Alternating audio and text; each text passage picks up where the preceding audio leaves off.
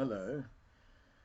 Today I'm going to embark on something which is a little bit risky, and that's to look to what the future of the coronavirus pandemic holds for us. Today is the 8th of May. We're just over 4 months into the pandemic. To date we've had 3.8 million cases of individuals infected with the virus. 269,000 have died. Many of the countries in Europe are now on their downward trajectory of their respective epidemics, and they've started to progressively lift some of the restrictions of the lockdown. Here in South Africa, we are still in the upward phase of our epidemic, and we'll probably only reach our downward trajectory maybe in a month, 2 or 3 from now. So the question is, once the epidemic curve comes down, will it come down all the way to zero, or will we continue in a chronic grumbling way, still with some restrictions, still with life not being able to return totally to normal for the next months or years from now?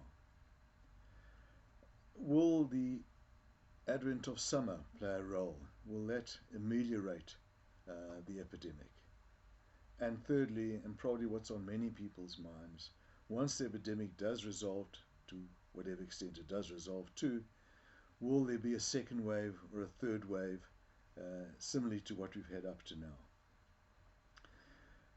The big problem with trying to predict into the future is that we're dealing with a very complex biological entity, the relationship between the virus and the host population. And also we still are very much in the learning curve of the coronavirus pandemic. There's still a lot we don't know. We don't know, for example, the parameters which govern immunity to the virus. How effective is immunity? How long-lasting is immunity? How durable is the immunity? And importantly, what level of immunity in the population will govern herd immunity? In other words, what percentage of individuals need to become immune to the virus for the virus to then subside, for the epidemic to subside. With seasonal influenza, this has been estimated about 15 to 20% of the population. Obviously with coronavirus it's going to be very much higher because it's a new virus in a totally susceptible population.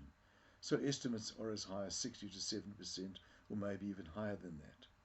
So these are all the parameters which are still unknowns and make it very difficult to try and predict into the future. So if we want to know what's going to happen in the future, maybe what we need to do is look at the model of a respiratory spread pandemic, and that's pandemic influenza. Now, since the early 1700s, there have been 8 documented pandemics of influenza. And if you look at them, of the 8, 2 of them started in the winter season, 3 in the spring, 1 in summer, and 2 in autumn. And in 7 of the 8, there were second waves and third waves and smaller waves over a duration of 2 years.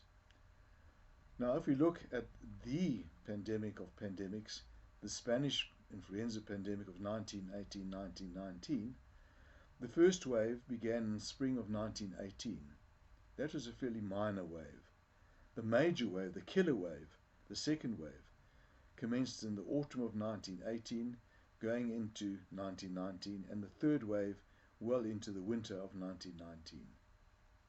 So clearly, pandemics seem to be independent of season. And going on with the pandemics of influenza, they again were followed by progressive waves over the next couple of years. Now, if we look at Spanish influenza, what's interesting is that the Spanish influenza pandemic marked the introduction of the H1N1 influenza virus, which has now become part of our seasonal influenza virus. So in other words, the initial introduction to the human population is what caused this major pandemic.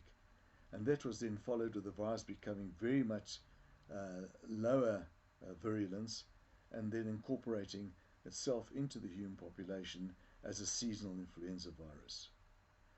Now, can we look to that as a model of what will happen with the coronavirus? In other words, its first introduction into the human population gave this relatively severe pandemic. This may well be then followed by second and third waves over the next couple of years.